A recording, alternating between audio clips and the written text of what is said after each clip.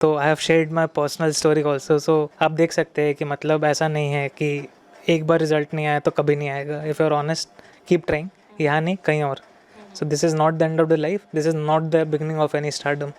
बहुत रिगरस चीज़ है, बहुत रिस्पॉन्सिबल चीज़ है। एंड जो लोग प्रिपेयर कर रहे हैं, अगर वो आना चाह रहे हैं यहाँ पे, please be very clear with your purpose, आप क्यों आ रहे हैं। लंबी हो सकती है जर्नी, डॉन्टिंग हो सकती है, रिजल्ट्स नहीं भी आ सकते हैं। For me the purpose was clear from day one, मेरे को क्यों आना है। सेकेंड ऑप्शन ज़रूर बना के रखना चाहिए क्योंकि यूपीएससी बहुत टफ परीक्षा है। तो सेकेंड ऑप्शन के बारे में आप मैम ये बहुत सब्जेक्टिव क्वेश्चन है। मेरे केस में सेकंड ऑप्शन मैंने डिसाइड करके रखा था कि अंटिल माय थर्ड अटेम्प्ट मैं नहीं रखूँगा। अगर थर्ड अटेम्प्ट तक भी नहीं हुआ then I will have a second option. तो थैंकफुली मेरा सेकंड चॉइस, मेरे को जाने की ज़रूरत नहीं है। लेकिन अगर नहीं होता तो I had forwarded my resume to certain companies. मैं फिर कुछ साल के लिए फाइनेंशियल स्टेबिलिटी के लिए आई वुड हैव वर्कड। सो मैंने दोस्तों को अपने CV फॉरवर्ड कर रखे थे। बिहार गवर्नमेंट का बजट का 25% is spent on health and education. So I think it is an evolving public policy arena and I am very hopeful कि फ्यूचर में हमें नालंदा जैसे हमने बनाया, will have more universities of this kind ma'am.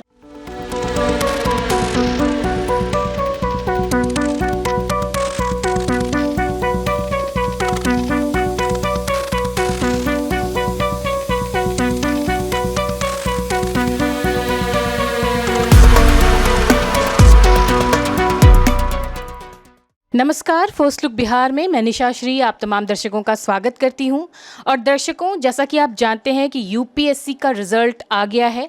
प्रधानमंत्री मोदी ने जो आज पोस्ट किया उससे आप समझ सकते हैं कि ये परीक्षा कितनी टफ है, क्योंकि उन्होंने पोस्ट किया उन कैंडिडेट्स के लिए जो इस एग्ज़ाम को क्वालिफाई नहीं कर पाए हैं, कि इस एग्ज़ाम के लिए जो प्रिपेयर करते हैं वो भी अपने आप में इतने काबिल हो चुके होते हैं कि वो देश के लिए बहुत कुछ कर सकते हैं। ऐसे में इस एग्ज़ाम को क्वालिफाई करना, अगर 100 में भी किसी का अंक आ जाए या रैंक आ जाए तो वो बहुत खुश होते हैं। और ऐसे में सोचिए, बिहार का दबदबा जो है वो हमेशा से इस परीक्षा में बना रहता है। और इस बार मुजफ्फरपुर के एक कैंडिडेट जो मुजफ्फरपुर से 12वीं तक की अपनी शिक्षा, जो कि बेसिक शिक्षा होती है, उन्होंने 12वीं तक की यहीं पर पढ़ाई की और तब उन्होंने चौथा स्थान हासिल किया। तो मुजफ्फरपुर के एक एक शहरवासी जो हैं उनके लिए खुशी की बात है। हमारे साथ हैं आज राघव झुंझुनवाला, जिन्होंने कि चौथा स्थान प्राप्त किया है यूपीएससी की परीक्षा में। सबसे पहले तो आपको इस उपलब्धि के लिए बहुत बहुत बधाई। Thank you madam, thank you. हम सब जानते हैं यूपीएससी के लिए अटेम्प्ट करना भी सबसे बड़ी बात होती है। ऐसे में 4th पोजीशन लाना, मैं समझ सकती हूँ कि अभी आप खुशी को बयान नहीं कर सकते हैं, लेकिन जैसा कि हमारे प्रधानमंत्री ने भी इस बार उन बच्चों को संदेश दिया है जो क्वालिफाई नहीं कर पाए हैं, मैं चाहूँगी 4th टॉपर उन बच्चों को क्या संदेश दें। डी फार्मा स्टूडेंट्स, अब हो जाइए तैयार। आपके लिए है बहुत अच्छी खबर कि अब केवल डी फार्मा स्टूडेंट्स को ही मिलेगी फार्मासिस्ट की जॉब। तो ये कोर्स करने के लिए आपके पास है 2 चॉइसेस।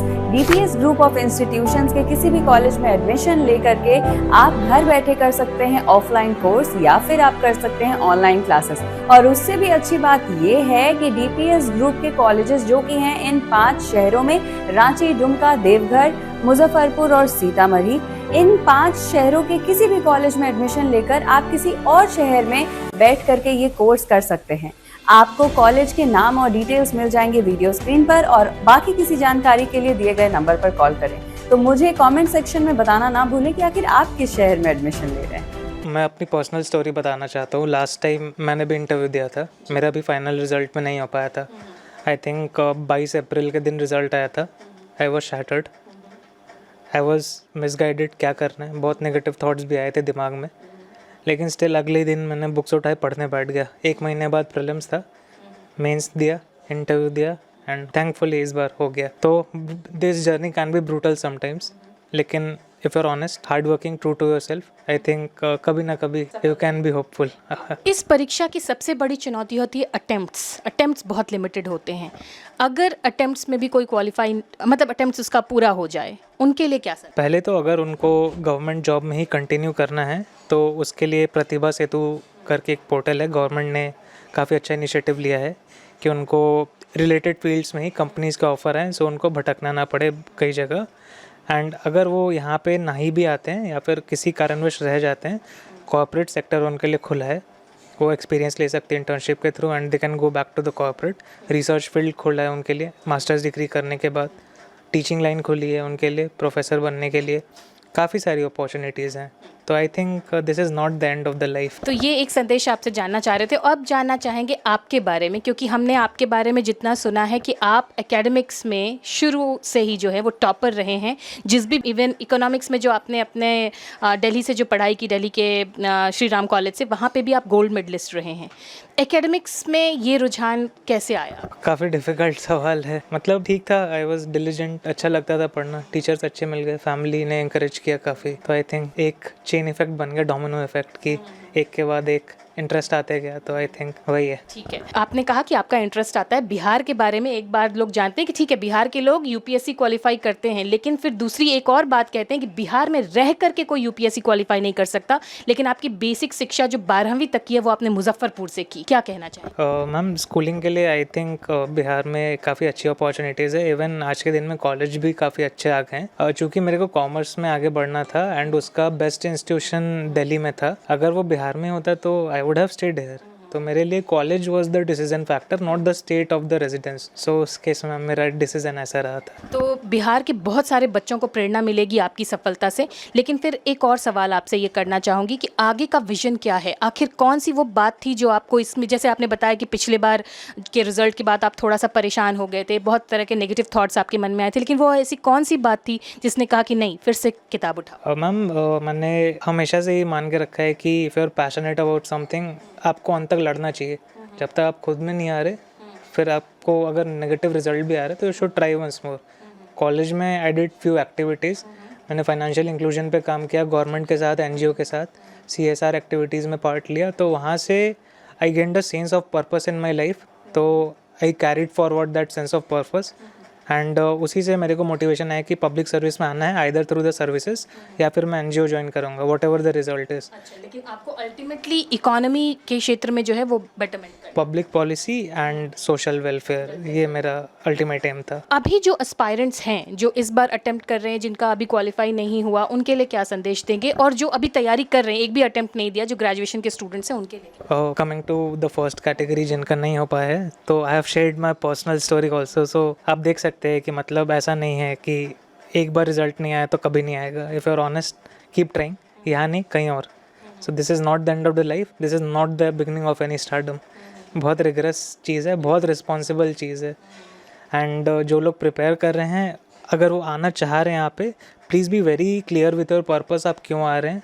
लंबी हो सकती है जर्नी, डॉन्टिंग हो सकती है, रिजल्ट्स नहीं भी आ सकते हैं। For me the purpose was clear from day one, मेरे को क्यों आना है। So if that is clear to you and if you are able to put in through hard work, आप डिस्ट्रैक्शन से खुद को दूर रख सकते हैं। I think you are very welcome here. आपने भी बताया कि आपके पास सेकेंड ऑप्शन आपने तैयार करके रखा था कि आप एनजीओ ही करेंगे, वेलफेयर आपको करना था इस वजह से। 12th फेल एक सिनेमा हमने देखी थी, इसमें भी सेकेंड ऑप्शन के लिए बहुत जोर दिया। और विकास दिव्यकीर्ति सर, जिसको कि सारे यूपीएससी एस्पायरेंट्स जानते हैं, वो भी कहते हैं कि एक सेकेंड ऑप्शन ज़रूर बना के रखना चाहिए, क्योंकि यूपीएससी बहुत टफ परीक्षा है। तो सेकेंड ऑप्शन के बारे में आप? मैम, ये बहुत सब्जेक्टिव क्वेश्चन है। मेरे केस में सेकेंड ऑप्शन मैंने डिसाइड करके रखा था कि अंटिल माई थर्ड अटेम्प्ट मैं नहीं रखूँगा। अगर थर्ड अटेम्प्ट तक भी नहीं हुआ, then I will have a second option. तो थैंकफुली मेरा सेकेंड चॉइस मेरे को जाने की ज़रूरत नहीं है। लेकिन अगर नहीं होता तो I had forwarded my resume to certain companies.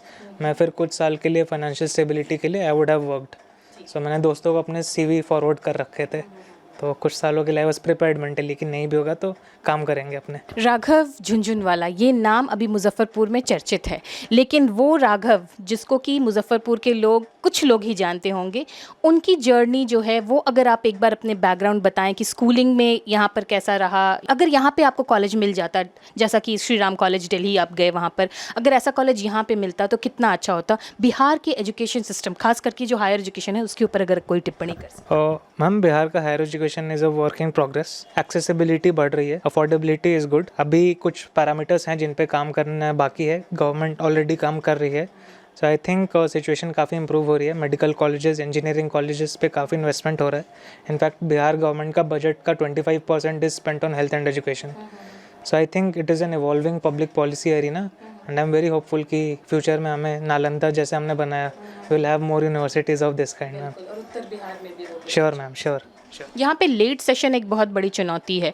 अगर मान लीजिए आपको, हालांकि मैं अभी कुछ निश्चित नहीं कर सकती कि आपको कौन सा डिपार्टमेंट मिलने के लिए जा रहा है, लेकिन मान लीजिए आपको एजुकेशन में कुछ रिफॉर्म करना हो और बिहार का एजुकेशन आपको मिले, तो यहाँ पे सेशन लेट एक बहुत बड़ी समस्या है। इसके लिए क्या? और मैम काफ़ी सारे स्टेक होल्डर्स इन्वॉल्व होते हैं हायर एजुकेशन में। यूनिवर्सिटी डिपार्टमेंट इन्वॉल्व है, स्टूडेंट्स इन्वॉल्व हैं, उनके लीडर्स इन्वॉल्व हैं, फैकल्टी इन्वॉल्व है, एडमिनिस्ट्रेशन इन्वॉल्व है। मैम सबको एक कॉन्फिडेंस में लेके एक सिस्टम बनाना होगा, अकाउंटेबिलिटी रखनी होगी एंड ट्रांसपेरेंसी रखनी होगी, ताकि वो एक अकाउंटेबिलिटी का चेन इन्फोर्स हो पाए। अकाउंटेबिलिटी इन्फोर्स होगी तो मैम डिसिप्लिन आएगा तो ये सिस्टम का इशू कम होगा। तो आई थिंक मैम एक system of accountability and resource allocation भी ज़रूरी है इसमें, कि फंड्स की कमी ना हो, रिसोर्सेज की कमी ना हो, एंड अगर वो सफिशिएंटली अवेलेबल है, अगर फिर गलती हो रही तो then accountability should be enforced. एक बात जो आपको बिहार की सबसे ज़्यादा, क्योंकि जाहिर सी बात है जब आप वहाँ इंटरव्यू में बैठे होंगे तो आपसे बहुत तरह के सवाल पूछे होंगे, लेकिन जैसा कि हम भी मॉक इंटरव्यूज़ देखते हैं तो उसमें पूछते हैं कि आपको अपने राज्य की या शहर की कौन सी बात सबसे ज़्यादा अच्छी लगती है। आपको कौन सी सबसे ज़्यादा अच्छी लगती है बात, मुजफ्फरपुर की या बिहार की? उन्होंने पूछा था मेरे से एक्चुअल इंटरव्यू के वाई इज़ मुजफ्फरपुर फेमस, तो जनरली लोग प्रिपेयर करके जाते हैं कि sir Shahi litchi. So I had prepared a good answer. तो मैंने बोला कि sir Muzaffarpur has a very cultural diverse legacy of its own and it is famous for 3 things: Shahi litchi, lahthi bangles and sujani embroidery. So like they were very impressed कि आपको मुजफ्फरपुर के culture में interest है। So I think they appreciated this point and I think this is one area which if I get the opportunity I'll definitely work upon. ये आखिरी सवाल होगा, ज़्यादा समय नहीं लूँगी। रूटेड रहना कितना ज़्यादा ज़रूरी? I think journey is very humbling. जो कॉलेज से फ्रेश पास आउट्स हैं बहुत हाई एस्पिरेशंस लेके आते हैं, लेकिन journey can be sometimes very humbling. So be prepared for long setbacks and be prepared to come back every time you fall, अगर आप डिज़ायर करते इसी फील्ड में आगे बढ़ने का। I would just say this. बहुत अच्छा लगा आपसे बात करके, और आपने जो एक बहुत महत्वपूर्ण बात कही कि ये बहुत ही रिगरस होने वाला होता है, ये कोई लग्जरी या कोई ऐसा नहीं है कि आप सेलिब्रिटी बन गए, ऐसा कुछ भी नहीं है, ये बहुत चुनौतीपूर्ण कार्य है। तो आपको आगे की जर्नी के लिए बहुत बहुत thank you so much ma'am, thank you to the channel. तो ये थे राघव झुंझुनवाला, जो कि 4थी रैंक ला करके पूरे मुजफ्फरपुर, बिहार और पूरे देश में अपना नाम कर चुके हैं। और इन्होंने जो संदेश दिया, मुझे अपेक्षा है कि जितने दर्शक देख रहे हैं और जो यूपीएससी एस्पायरेंट्स देख रहे हैं वो इससे बहुत प्रभावित हुए होंगे और अपनी जो आगे की जर्नी है उसी अकॉर्डिंग प्लान करेंगे। आप देख रहे थे फर्स्ट लुक बिहार। अभी के लिए दीजिए इजाज़त, धन्यवाद।